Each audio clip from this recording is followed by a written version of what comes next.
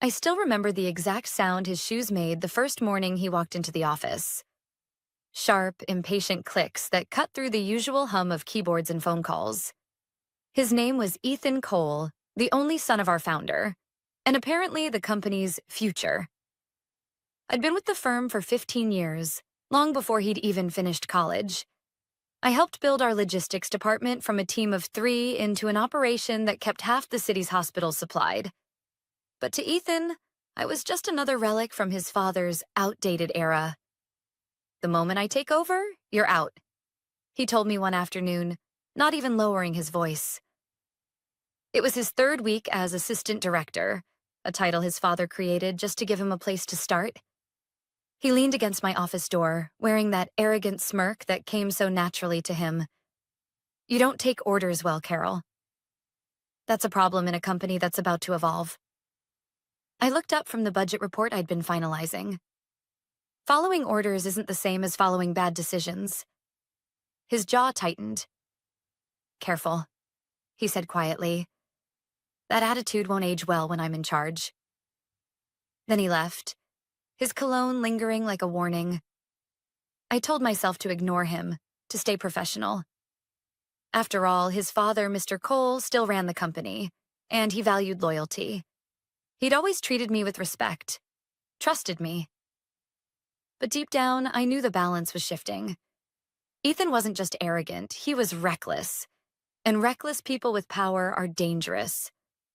Over the next few months, his behavior only worsened. He missed meetings, barked orders through interns, and used company credit cards like they were his personal wallet. No one dared to report him. His father was aging, and everyone knew Ethan was being groomed to take over. Then, the nights began. It started subtly. I'd stay late to finish reports or coordinate early shipments. Around 3 a.m., when the building was nearly silent, I'd hear faint footsteps echoing through the concrete floors below. At first, I thought it was the night security guard.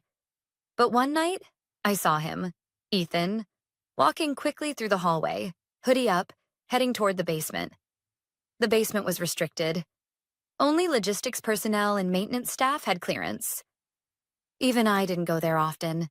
It mostly stored outdated equipment and paper records. But Ethan didn't look like a man checking old files. He looked secretive.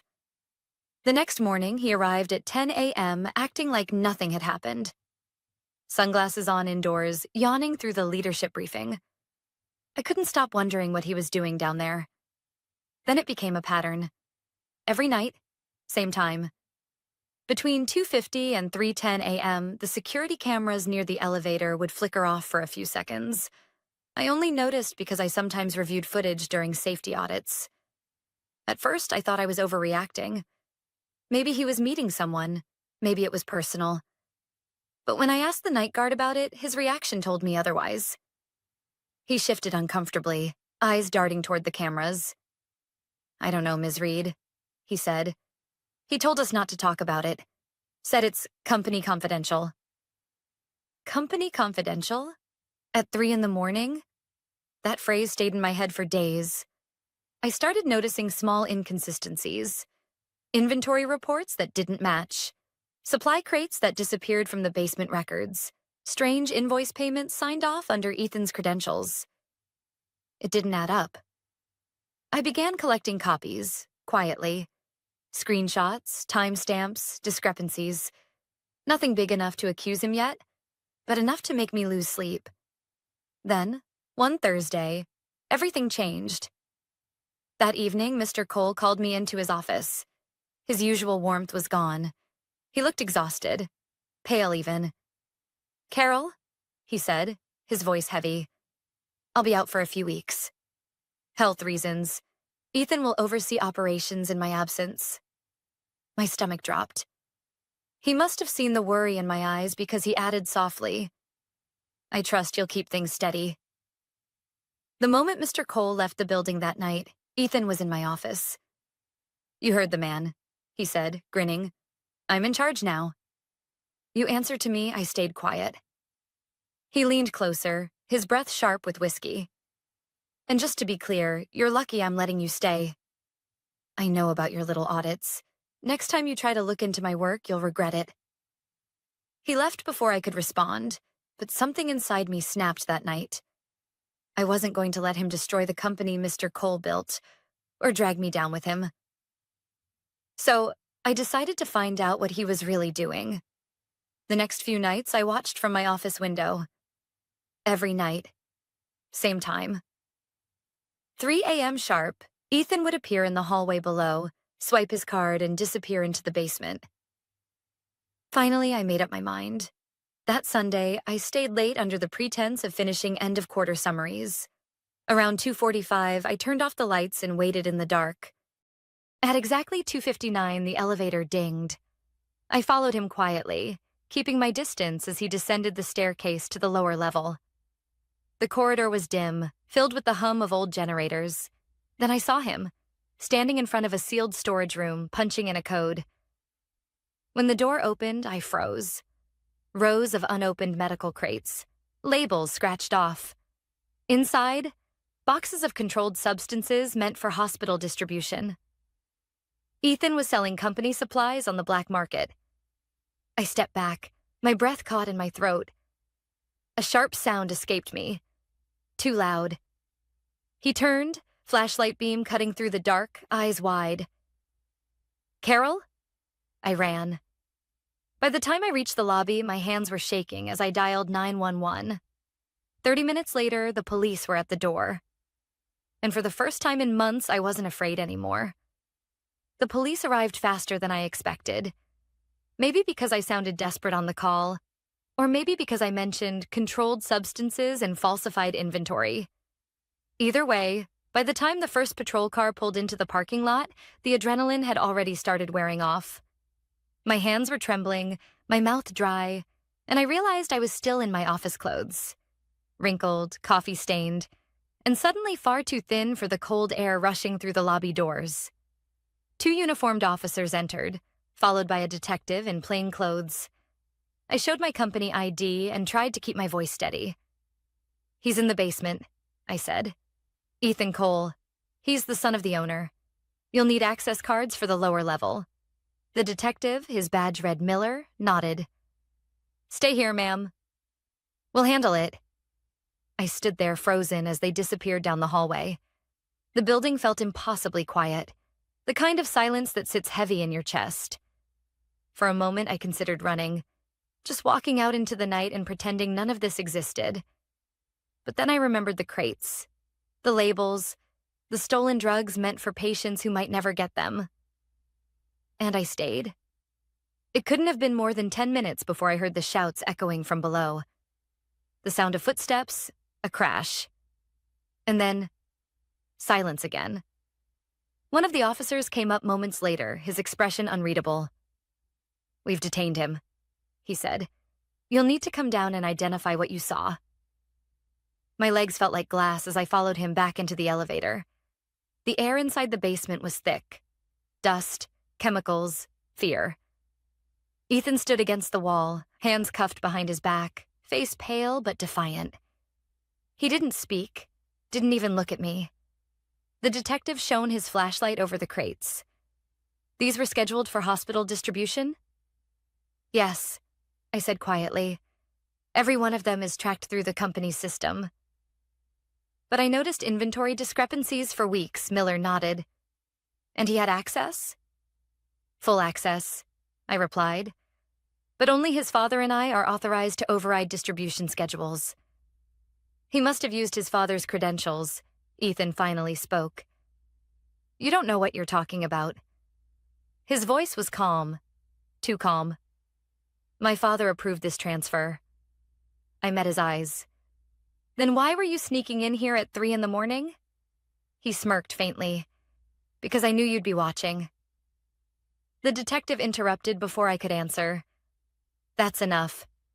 Mr. Cole, you'll come with us." He read Ethan his rights, but Ethan barely reacted. Only when they started leading him up the stairs did he glance over his shoulder. "You've just made the biggest mistake of your career, Carol." Those words lingered even after he was gone. By the time the police left, it was nearly dawn. I sat in my car for over an hour, Engine off, staring at the sunrise creeping over the parking lot. My mind was spinning, relief tangled with dread. I had exposed something criminal, yes, but I'd also just brought down the owner's son. What would Mr. Cole say? That question was answered later that morning when my phone rang. His assistant's trembling voice came through the line. Mr. Cole wants to see you immediately. When I arrived at his home, he looked 20 years older than he had a week ago. The oxygen machine beside his chair hummed softly. "Sit down, Carol," he said. His tone wasn't angry, just tired. "I've already spoken to the police," he continued. "They told me everything. The evidence, the warehouse footage, your statement." He rubbed his forehead. "I can't believe it." My own son, I stayed silent. What could I possibly say? After a long pause, he looked up. "You did the right thing. You protected this company when I couldn't." His voice broke slightly. "I'll make sure you're not punished for it." "Sir," I said quietly, "I didn't do it for protection. I did it because people could have died if those shipments went missing." He nodded slowly. "I know." For the next few days, everything was chaos. Police investigations, corporate auditors, reporters camping outside the gates. The story leaked almost immediately. Founder's son arrested in pharmaceutical theft investigation. I stayed away from the cameras, burying myself in work. But the whispers followed me everywhere. Some saw me as a hero. Others called me a traitor. The logistics team avoided eye contact. The board members sent polite but distant emails. The air in the office was thin, cold, waiting for someone to decide which version of me was true. Then came the hearing. Ethan was released on bail pending formal charges. When I saw him in the hallway 2 weeks later, suit pressed, lawyer beside him, it was like nothing had happened. He even smiled at me. "Back at work?" I asked, trying to hide the disbelief in my voice. He shrugged. "Public relations nightmare. My father's trying to keep it internal. Don't worry, I won't be staying long." His eyes flicked toward the security cameras above. "But you? You should be careful, Carol. Not everyone likes a whistleblower." It was a threat, soft but unmistakable. That night, when I got home, I found a note slipped under my door. No envelope, no signature.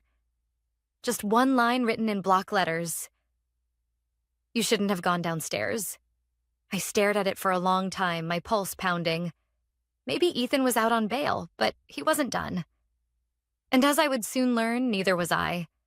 The note stayed on my kitchen counter for 3 days before I finally slid it into a folder with my other documents. Copies of the inventory records, the police report, everything tied to Ethan's arrest. I told myself it was probably nothing. A scare tactic. Still, every sound in my apartment started feeling louder. The hum of the refrigerator, the creak of floorboards, even the elevator down the hall. I had lived alone for 8 years, but for the first time, it didn't feel like solitude. It felt like being watched. At work, the atmosphere had shifted. Ethan's arrest had shaken the company, but no one wanted to talk about it. The board was silent.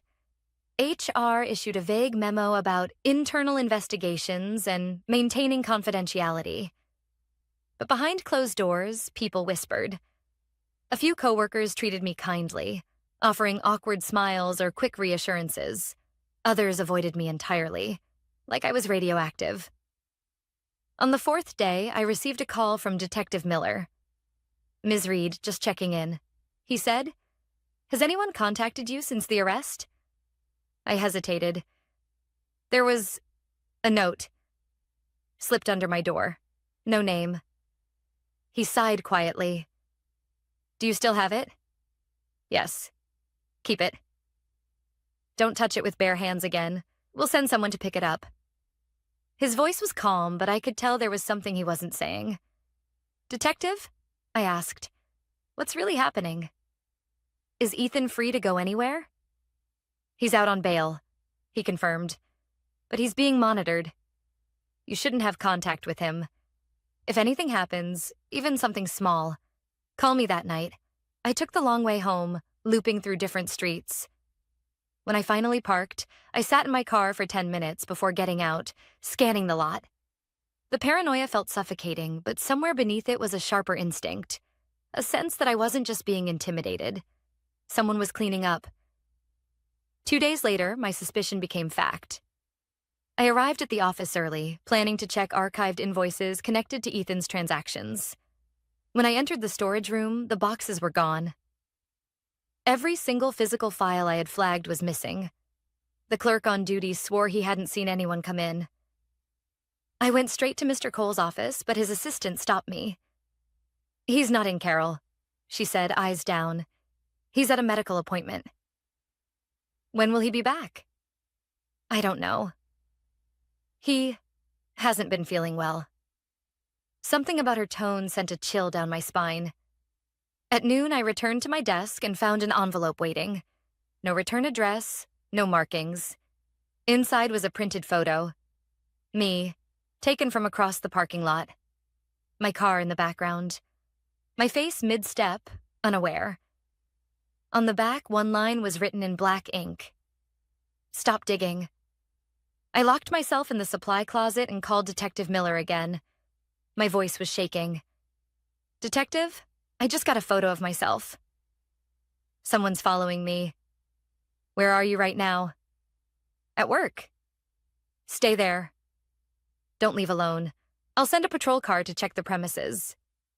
They arrived within 20 minutes, asked questions, took the photo, and left. But the damage was done. I felt like a ghost walking through the halls after that. Present, but disconnected. That evening, Mr. Cole finally called me. His voice was weak, like he'd been crying. "Carol, I'm stepping back for good," he said. "The board wants a transition plan. They're bringing in interim leadership." "Who?" I asked. There was a pause before he answered. "Ethan's lawyer recommended someone from outside. But the board they might bring Ethan back if the charges drop." I couldn't breathe for a moment. "Bring him back? After what he did?" "The official statement says there's no conclusive evidence yet," he said quietly. "They're calling it a misunderstanding of procedures." I almost laughed. A misunderstanding. He'd been caught with stolen supplies in a locked basement at 3 a.m, and they were calling it a misunderstanding. When I hung up, anger replaced fear. I couldn't let this happen. Not again. I spent the next 2 nights gathering everything I had. Digital copies, invoices, shipment schedules, even old security footage I'd downloaded months ago. If the company wanted to bury the truth, I was going to make sure it stayed alive somewhere else. On the 3rd night, while copying files onto an external drive, the lights in my apartment flickered. I froze. Then I heard it.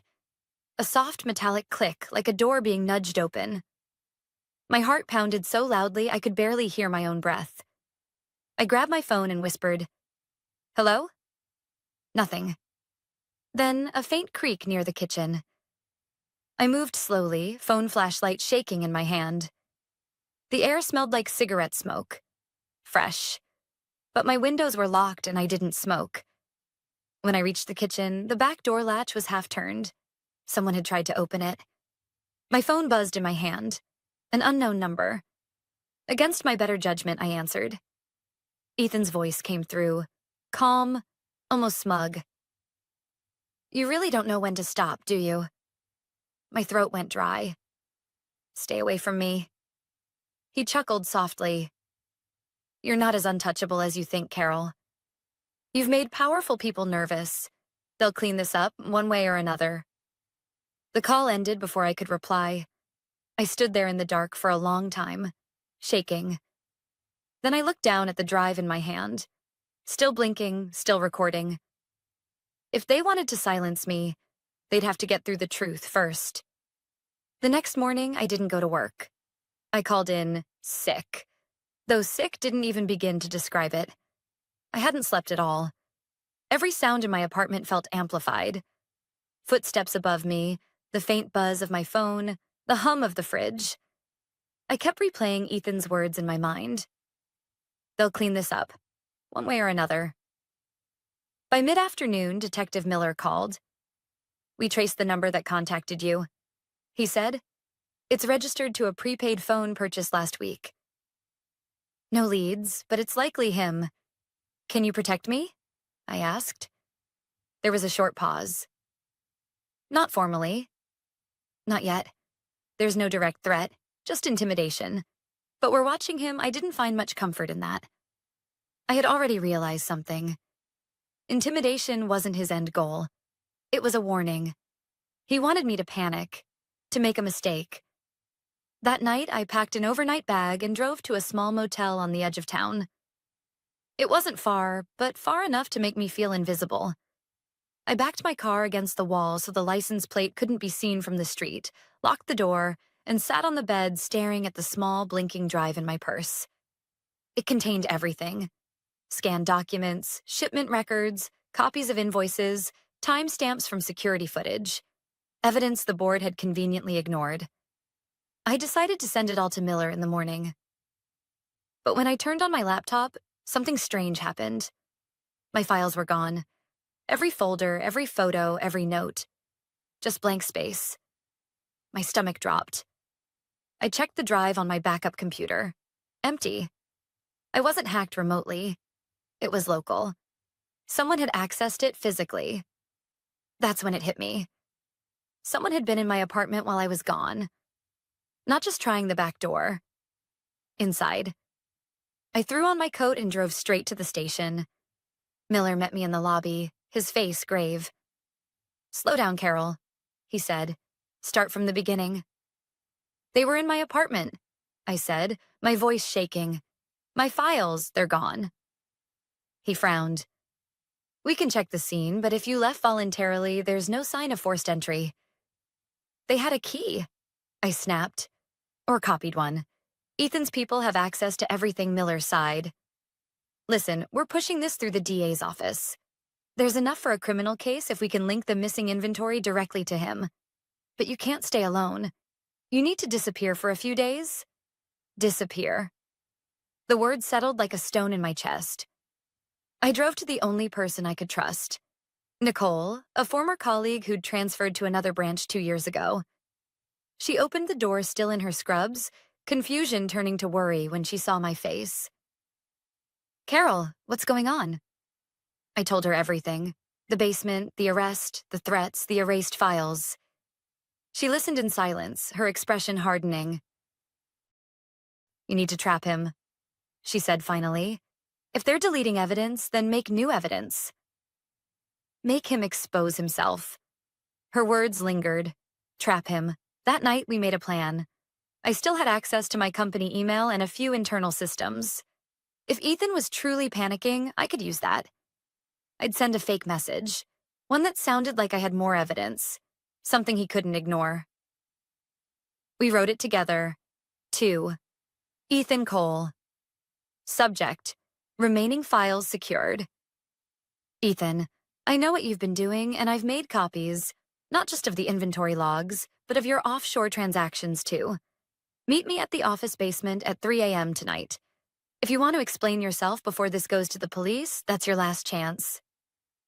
We used a private server, no traceable IP, and scheduled it to send automatically in an hour. I parked my car 2 blocks away from the company, hidden behind a delivery truck, and waited. At 2:47, a black SUV pulled into the lot. The driver's side door opened. Ethan. I stayed low, heart pounding. He walked straight to the basement entrance, scanning his badge. The red light blinked. Access denied. He slammed his hand against the reader, muttering something, then pulled out his phone. That's when 2 unmarked cars rolled in behind him, lights flashing silently. Detective Miller stepped out first. "Mr. Cole," he said loudly. "Step away from the door." Ethan froze, phone still in hand. For the first time, I saw panic on his face. Miller gestured toward the second officer. "We have a warrant to search your vehicle and confiscate your devices." Ethan's bravado cracked. "You set me up," he hissed, looking around. "Where is she?" I stayed out of sight, watching as they cuffed him. One of the officers retrieved his phone, scrolled, and handed it to Miller. "You'll want to see this, sir." Miller glanced at the screen. Whatever he saw made his jaw tighten. He turned to Ethan. "You've been sending threats." "We have the voice recordings." Ethan didn't reply. He just laughed bitterly. "You think you've won? You have no idea who my family is." As they led him to the car, I finally stepped out from behind the truck. Miller looked up, surprised. "You were here?" "I needed to know," I said quietly. "I needed to see it end." He nodded slowly. "It's not over yet. But this will help. He'll have to answer for everything now." For the first time in weeks, I felt something close to relief. But underneath it was something else. The uneasy feeling that Ethan's words weren't just arrogance. Because people like him didn't go down quietly. And I knew this wasn't truly over. Not yet. Ethan's arrest made the local news within 24 hours. Business heir detained for obstruction and corporate theft. It wasn't front-page material. Not yet. But it was enough to send ripples through the city's business circles. By Monday morning, my inbox was overflowing with urgent messages from board members who hadn't spoken to me in months. Some offered condolences, others demanded updates, but all of them danced around the same fear. How much did I know? And what was I going to do next? Detective Miller called me that afternoon. "They've officially charged him," he said. "Obstruction, evidence tampering, and misuse of medical supplies. It's going to court. You might be called to testify." My stomach tightened. "Is it over?" I asked. "Not yet," he said. But this time, he doesn't have room to hide. I wanted to believe him. But part of me stayed uneasy. Because I knew the people behind Ethan were far more dangerous than Ethan himself. The powerful people he'd hinted at during our last call weren't just words. The stolen supplies, the false invoices, the offshore transfers, they weren't the work of one arrogant son. He was a pawn, and I'd just exposed the game. That week, Mr. Cole requested a meeting. His assistant sounded nervous on the phone, but I agreed. When I arrived at his home, the atmosphere was heavy, the house darker than usual. He was sitting by the window, oxygen tube in his nose, hands trembling slightly. "Carol," he began softly, "I don't know how to apologize." "You don't have to," I said. "You trusted your son." "That's not a crime." He shook his head. "It's worse than that. I trusted the wrong people around him. The board. They pushed me to let Ethan handle the logistics contracts. I thought it was experience. Turns out they had deals lined up behind my back. Your discovery ruined everything for them." He looked at me then, eyes glistening. "They'll come after you, Carol. Maybe not directly, but they'll try to bury you. You embarrassed them?" I nodded slowly. "Then I'll be ready." He smiled faintly. "That's what I always admired about you." 2 days later, he passed away in his sleep. The company sent a formal email, brief, emotionless, and devoid of acknowledgement for the man who had built everything from nothing. I sat in my office that morning, rereading the message until my hands shook. The only line that felt human was the last one. "The board will announce interim leadership shortly." By the following week, they did. A polished announcement about continuing the founder's legacy under new management. And at the bottom of that memo, one name made my heart stop. Ethan Cole, reinstated pending legal review, serving as external advisor. It felt like a slap. I called Miller immediately. "How is he out again?" "Bail hearing," he said grimly. The lawyers argued that his health and family circumstances warranted temporary release.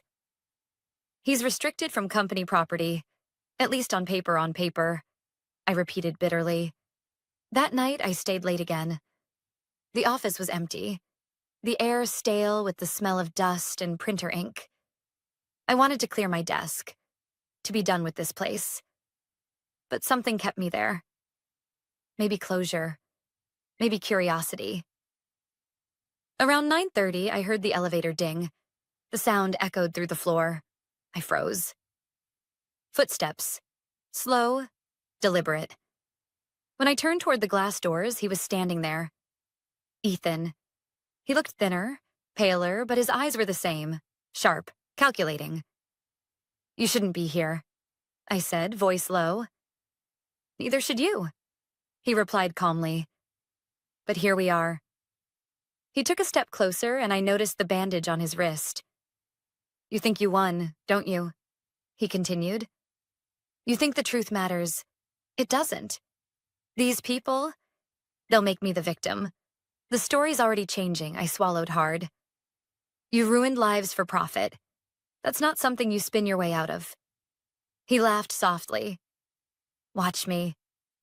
Then he leaned closer, lowering his voice. "My father's gone. The board wants peace. They'll make a deal. And when they do, I'll walk free. You? You'll be the woman who cost this company millions. They'll erase you, Carol." Piece by piece, I stared at him, pulse racing. "Then I'll make sure they can't." He frowned slightly, and I reached into my bag. The small recorder blinked red. "I learned from the best," I said quietly. "Every threat you've made since you got out, every word, it's all here." For the first time, I saw real fear flash in his eyes. He turned sharply, heading toward the elevator, but the doors slid open before he could reach them. Detective Miller stepped out, followed by 2 officers. "Ethan Cole," he said, voice steady. "You're under arrest for violating your bail conditions." Ethan froze, jaw tight. "You set me up again." "No," I said softly. "You set yourself up." I just pressed record. They cuffed him without resistance this time. As they led him away, he glanced back once, his face unreadable, somewhere between hatred and disbelief. When the doors closed behind them, I exhaled for the first time in what felt like months. The next day, the company issued another statement. Effective immediately, Ethan Cole is permanently removed from all positions within the organization. The board members resigned in quiet succession. An external investigation was announced. For the first time, the halls felt lighter. 2 weeks later, I packed my things, not in defeat, but in peace. As I walked out of the office, I passed the plaque near the lobby. Founded by Richard Cole, built on integrity, trust, and service. For the first time, I understood those words fully. It wasn't revenge that drove me all this time. It was restoration. The need to remind people that decency still mattered, even when power didn't. I drove home that evening with the windows down, the city lights flickering in the distance. For the first time in years, I wasn't afraid. I had lost my job, maybe my reputation too. But I had kept something far more valuable. Myself.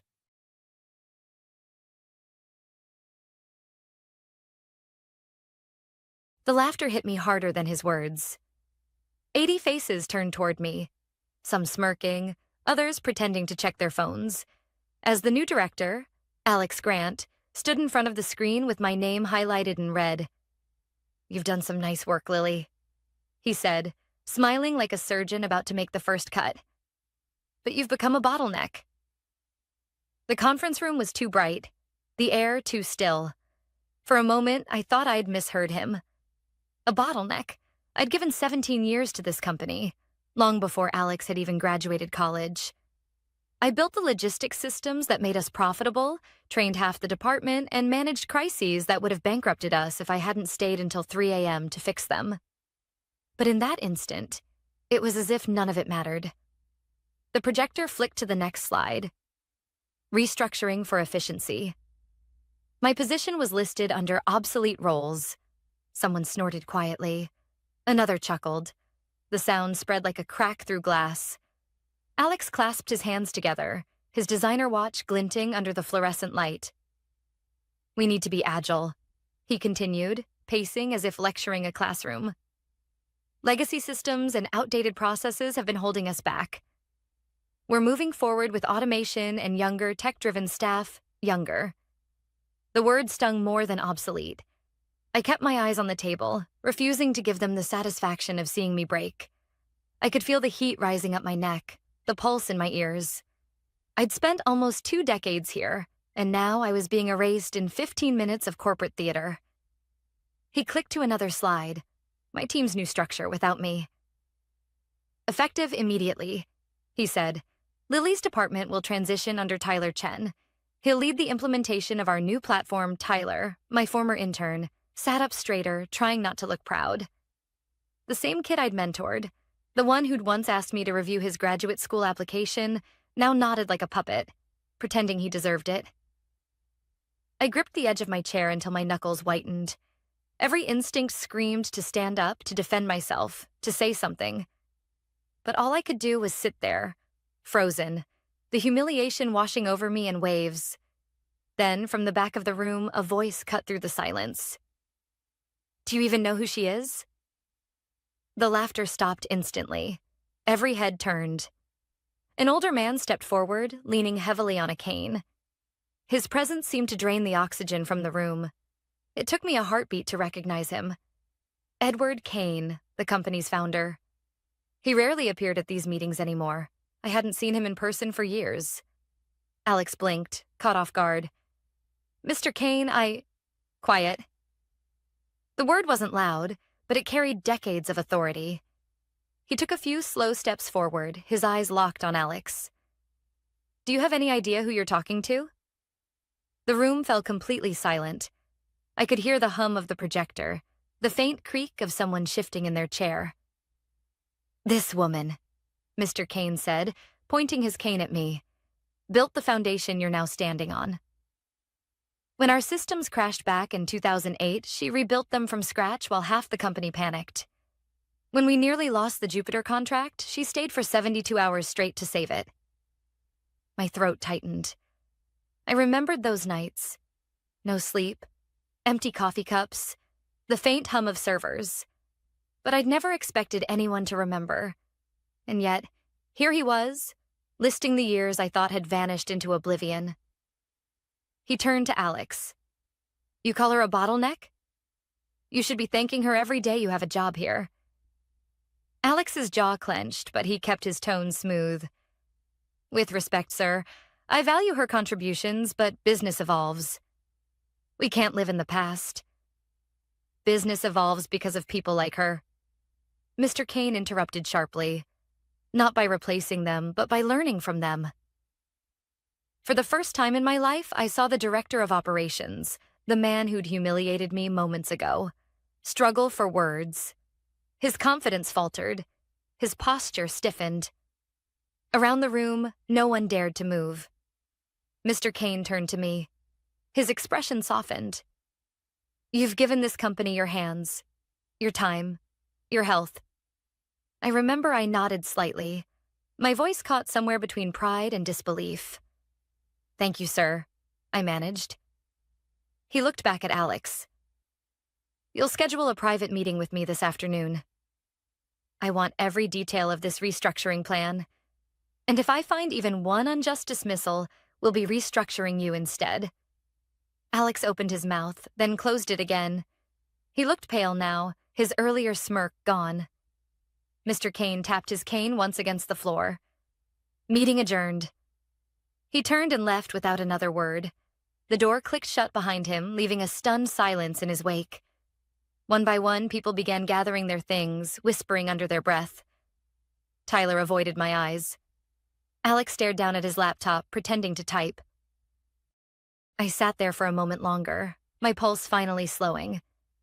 For 17 years, I'd been the one holding everything together quietly, invisibly. And in a single moment, the man who built this company had reminded everyone of it. But as I walked back to my office, I couldn't shake one thought. This wasn't over. Because if there was one thing I'd learned in all those years, it was this. Public humiliation is never just an accident. It's a move. And every move deserves a response. When I got back to my office, the open plan floor fell silent. Conversations cut off mid-sentence, keyboards stopped clicking, and everyone suddenly found something fascinating on their screens. No one looked at me directly, but I could feel their glances like static in the air. I closed the door quietly. The sound of it shutting felt final, like sealing myself off from the company I'd helped build. My desk looked exactly as it had for years. Neat stacks of reports, color-coded binders, a photo of my daughter on her first day of college. Nothing had changed on the surface, but everything had. For a long moment, I just stood there, trying to process what had happened. The humiliation still burned under my skin. Mr. Kane's defense had stunned everyone, including me, but it didn't erase the damage. Alex had called me obsolete in front of the entire company. That stain wouldn't wash off easily. A soft knock broke the silence. The door creaked open and Tyler stepped in. "Lily," he said carefully, "can we talk?" I studied him. He looked nervous, which was something. "You're the new head of operations," I said, keeping my voice even. "You don't need my permission to talk." He winced. "I didn't know Alex was going to do it like that," he said quickly. "He told me the restructuring would be private. I swear I didn't—" "Tyler," I interrupted. "Don't." "You sat there and said nothing." He shifted uncomfortably. "I couldn't risk—" "I know," I said quietly. "You couldn't risk your position." He opened his mouth, then closed it again. The silence stretched until he muttered, "I'm sorry," and left. When the door shut again, I sat down and pressed my palms against the desk. I wasn't angry at Tyler. He was young, ambitious, and terrified. I'd been him once, but that didn't make the betrayal easier. A notification pinged on my computer. Mandatory HR meeting, 3 p.m. My stomach tightened. Damage control, I thought. They'd be scrambling to contain the fallout from Kane's outburst. At 3 sharp, I walked into HR's glass-walled office. Emma, the HR manager, gave me a sympathetic smile that didn't reach her eyes. "Lily, please sit down." Alex was already there, arms folded. He looked composed again, though a faint tension rippled around his mouth. "Let's keep this professional," he said. Professional? I almost laughed. Emma cleared her throat. "Mr. Kane's comments this morning created some confusion," she began. "We're reviewing all restructuring decisions to ensure compliance with policy. In the meantime, Lily, your role remains under evaluation." "Under evaluation?" I repeated. "Meaning?" Alex leaned forward. "Meaning nothing is finalized yet. We'll determine the best fit for your experience moving forward. You've been with the company a long time." We value that his tone was smooth, but his eyes gave him away. He wasn't apologizing. He was regrouping. "I see," I said. "And how long will this evaluation take?" "A week, maybe 2, Emma said. "Please don't worry." "You'll continue receiving full pay." I nodded slowly. "Right," paid silence. Neither of them responded. When I left the HR office, the hallway felt colder than usual. My phone buzzed with a message from an unknown number. That was brave today. He won't forget it. No name, no signature. Just that. I stared at it for a long time before locking the screen. I didn't need more mystery today. That evening, I stayed late, packing a few personal things into a box. Not because I was leaving, yet, but because it felt wrong to leave them in someone else's hands. I ran my fingers over a small wooden plaque on my shelf. Employee of the Year, 2013. The memory of that night came back easily. Mr. Kane shaking my hand, saying, "People like you are the reason we'll survive any storm." Apparently, storms were easier to survive when you weren't considered a bottleneck. As I turned off the lights, I noticed movement down the hall. Alex was in his glass office, phone pressed to his ear, pacing. His reflection shimmered faintly in the dark. I couldn't hear his words, but I caught fragments. Kane's interference, optics, temporary hold. So that was it. He wasn't backing down, just biding time until he could make his next move. On the drive home, the city lights blurred in the rain. My head throbbed. Every scene replayed in my mind. The laughter, the stares, Mr. Kane's voice slicing through the tension. "Do you even know who she is?" I didn't know what surprised me more. That he remembered me? Or that no one else seemed to? When I reached my apartment, I poured a glass of wine and opened my laptop. My inbox was overflowing with quiet messages from colleagues. That was brutal. Are you okay? He had no right to humiliate you. Kane really put him in his place. And one that stood out. Be careful. He's already planning something. HR's just a smokescreen. No name again. I stared at the message for a long time. My instincts told me it was true. People like Alex didn't forget public embarrassment. They retaliated. Quietly. Efficiently. I leaned back in my chair, the glow of the screen reflecting off my wine glass. I didn't know what Mr. Kane's sudden defense meant for me, whether it was protection or temporary luck. But I knew this. The fight wasn't over. And if Alex thought I was just an aging obstacle he could quietly push aside, he'd soon learn something about women like me. We may bend, but we don't break. Not when everything we've built is on the line. As thunder rolled faintly outside, I made a decision. I wasn't going to wait for HR to decide my worth. I was going to find out why Alex wanted me gone, and what he didn't want Mr. Kane to see. Because if he thought this was the end of my story, he was about to learn how wrong he was. The next morning, I arrived at the office earlier than usual. The parking lot was still half empty, the building washed in the pale light of dawn. My badge still worked. Small mercy. And as the elevator doors closed, I caught my reflection in the mirror-polished steel. Tired eyes, hair pulled back, calm on the surface. No one would guess my stomach was in knots. I needed answers. Alex hadn't humiliated me for sport. There was something else behind his decision. Something strategic. People like him didn't move without purpose. When I reached my floor, I slipped into my office quietly. My inbox had already begun filling with overnight updates, mostly forwarded reports I wasn't supposed to see anymore. But one email caught my eye. Subject line: System Audit. Procurement Access Request. Sent from Tyler's new account. I opened it. Attached was a request form bearing Alex's signature, asking for temporary elevated access to vendor contracts. That level of access was unnecessary for his position. It allowed someone to edit or replace supplier invoices, something only I and the finance controller were authorized to do. My gut twisted. I'd seen this pattern before, years ago, when a project manager had inflated vendor invoices to skim a consulting fee. We caught it just in time. Alex's request looked eerily similar. I printed the form and slipped it into my bag. If I was right, Alex wasn't streamlining operations. He was positioning himself to control money flows. And removing me, the only person who'd noticed discrepancies, was step one. A soft knock startled me. Emma from HR peeked in, holding a folder. Morning, Lily. Just checking in. How are you holding up? I've been better, I said honestly. What's that? Paperwork from yesterday's meeting, she said, placing it on my desk. Standard documentation while your role is under review.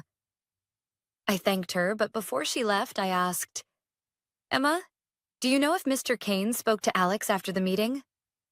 She hesitated. They met privately last night. I wasn't there, but Alex didn't look pleased afterward. That gave me a flicker of hope.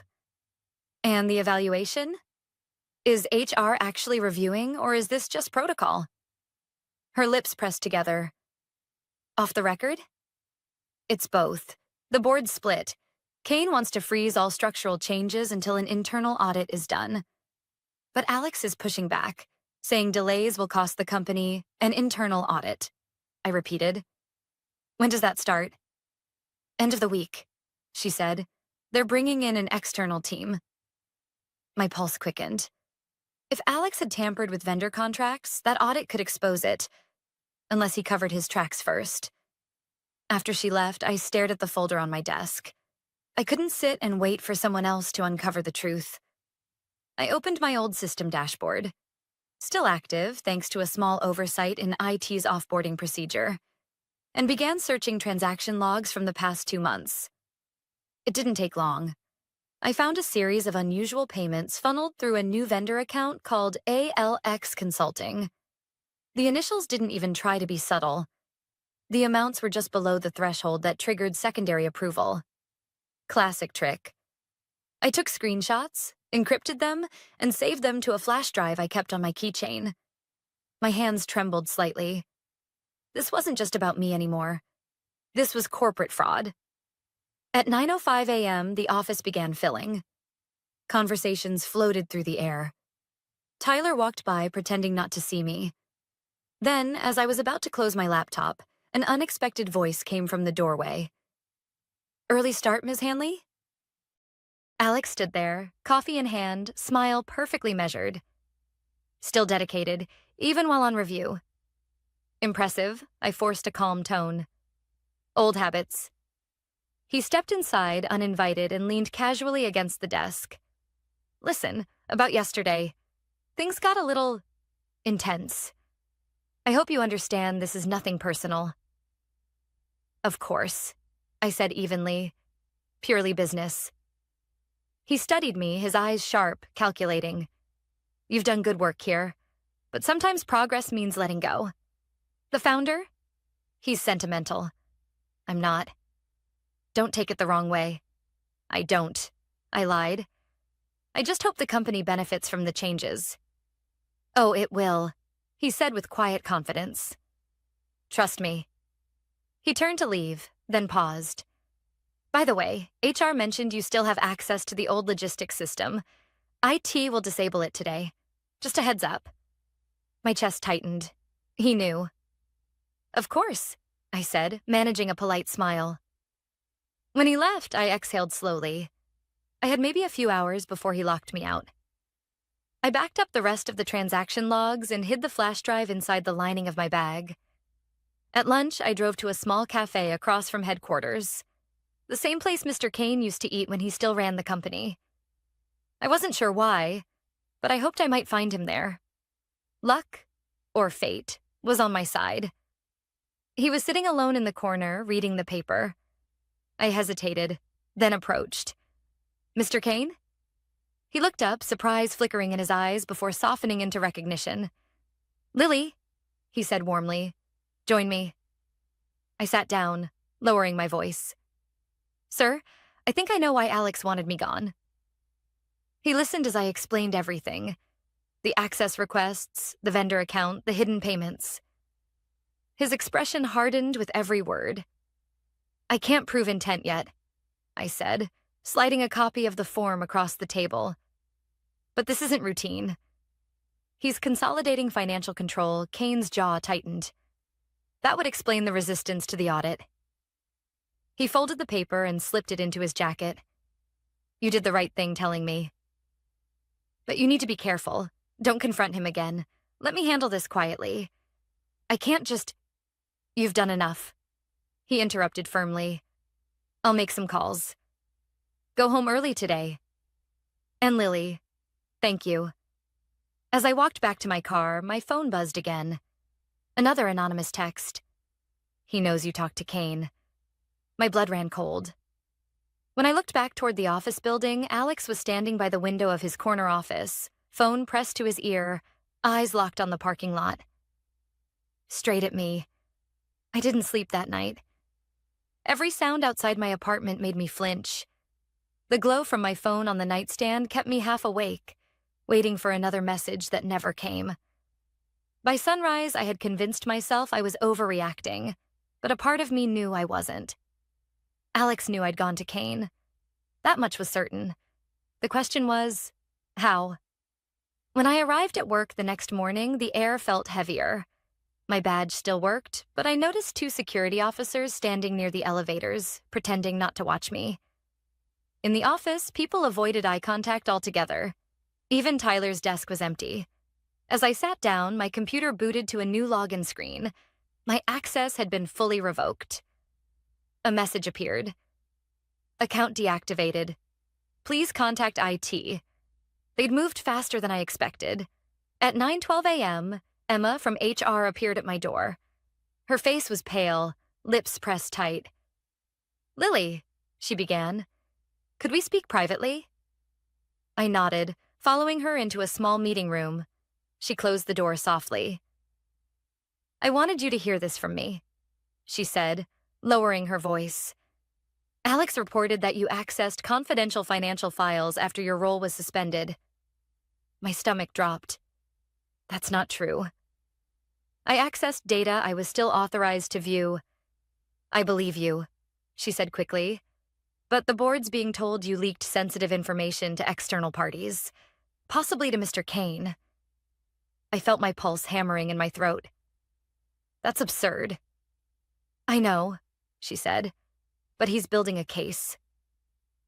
He's saying your actions could compromise pending contracts. I took a steadying breath. And what does the board believe? She hesitated. They're divided. Kane's pushing for a formal audit, but Preston, our CEO, is backing Alex for now. HR has been instructed to suspend your employment until the investigation is complete. Suspended. It felt like the word itself sucked all the air out of the room. Emma looked genuinely sorry. I shouldn't even be telling you this. But be prepared. You'll probably receive an official notice by the end of the day. I stared at the blank whiteboard on the wall, the faint traces of old marker lines that no one had bothered to erase. So that's it. 17 years, and suddenly I'm under investigation. Emma touched my arm gently. For what it's worth, Kane doesn't believe any of it. He's furious. That should have made me feel better, but it didn't. Kane's support was powerful, but temporary. If Alex managed to fabricate evidence before the audit began, I'd be the scapegoat. When I returned to my office, a cardboard box sat on my desk with a note from security. Please clear personal items before noon. I stared at it for a long time. It wasn't just a box. It was the physical manifestation of erasure. At 10:47 a.m., my phone buzzed with an email from a private address. Check the contracts folder in Internal Archive. Folder name, Phoenix. No signature, no context. Just that. Against every sensible instinct, I decided to follow the lead. Using my personal laptop, I accessed the company's public archive system, a server used for marketing materials that still mirrored older internal data. It took minutes of digging, but I found it.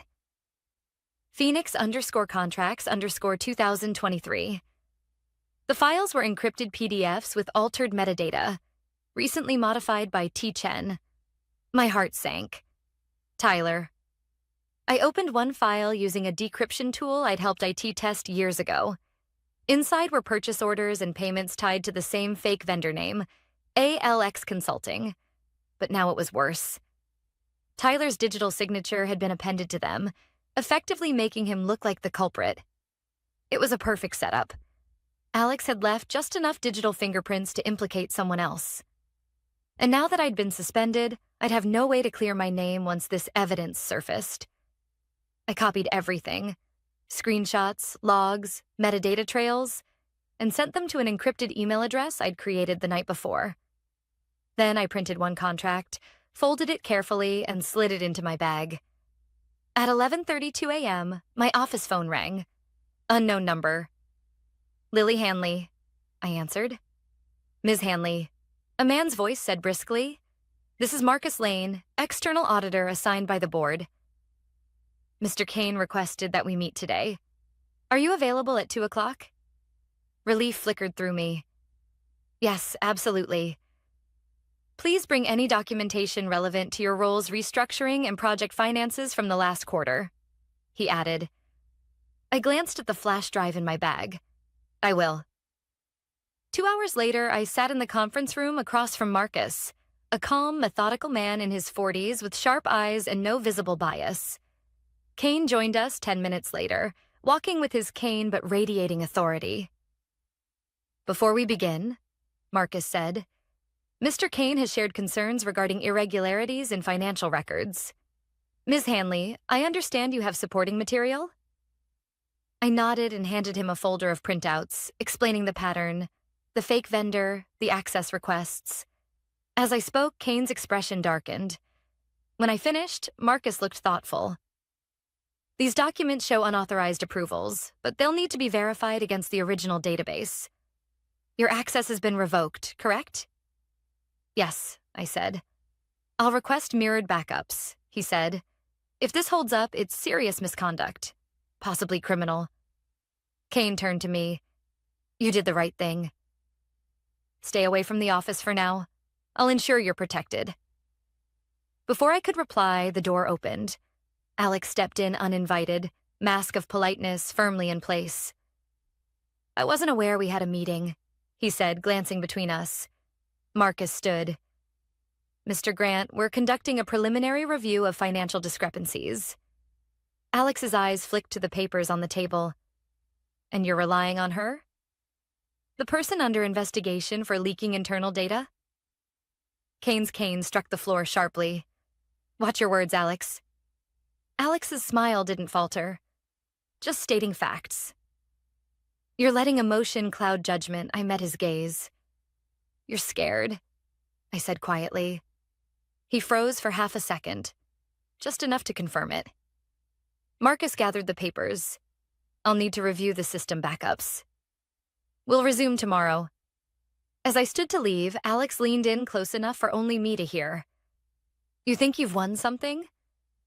You have no idea how deep this goes. I didn't answer. But as I walked out of the building, I finally felt something I hadn't felt in days. Not fear. Control. By the next morning, the office was buzzing like a disturbed hive. Rumors moved faster than emails. I parked farther away than usual and watched from my car for a moment. The kind of quiet before a storm that feels almost sacred. I wasn't supposed to come in. Kane had told me to stay home.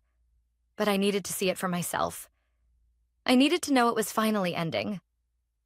When I stepped into the lobby, the receptionist gave me a nervous smile. Morning, Ms. Hanley. They're expecting you upstairs. Who's they? She hesitated. Mr. Kane, the auditors, and the board. My pulse quickened.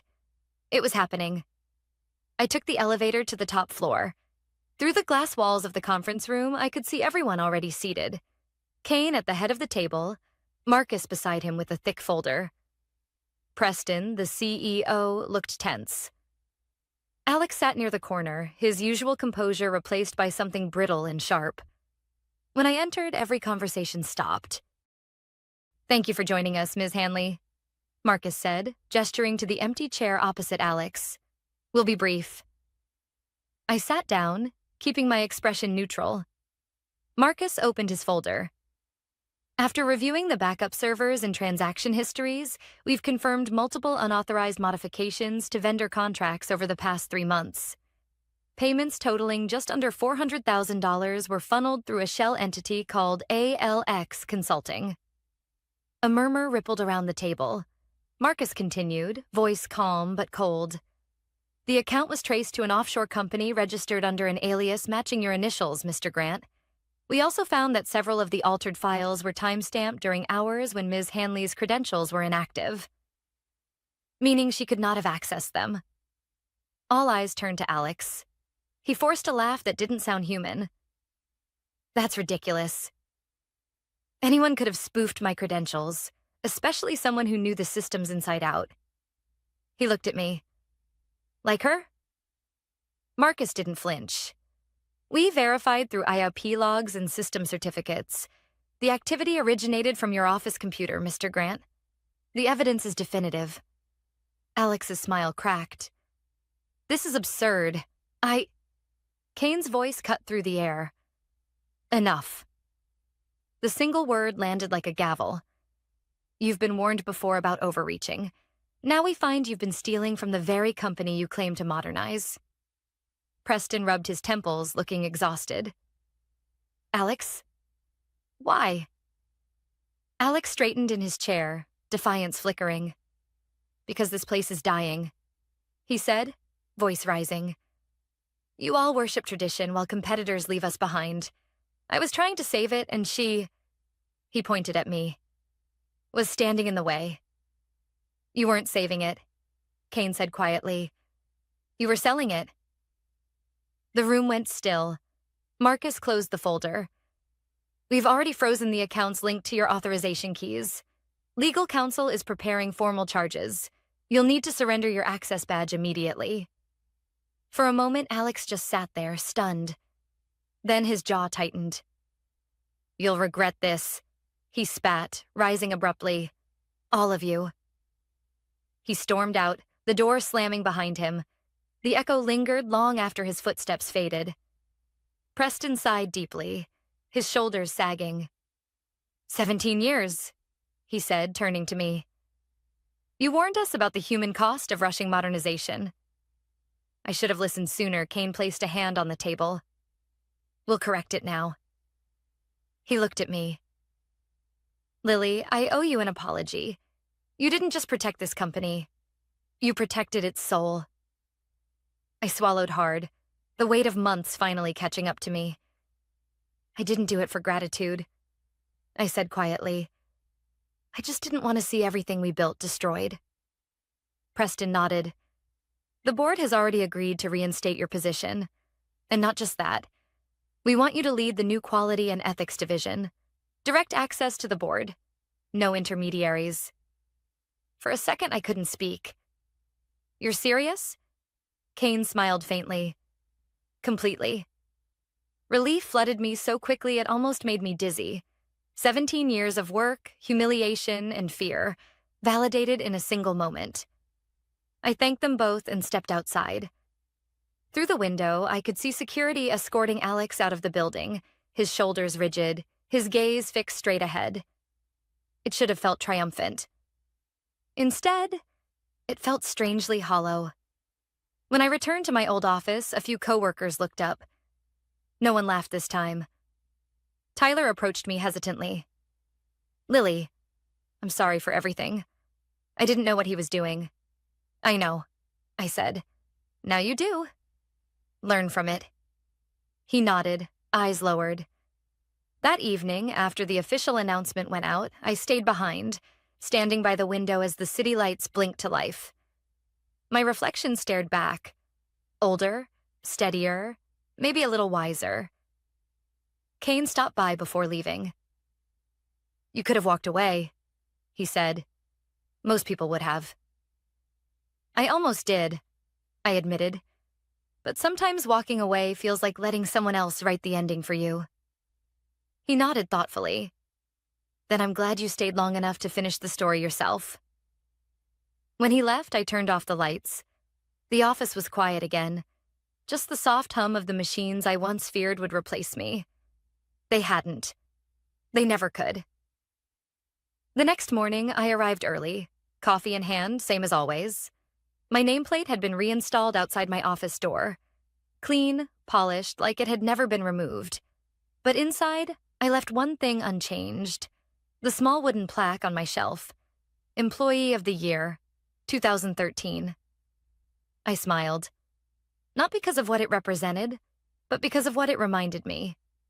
Progress doesn't mean erasing the past. It means building on it.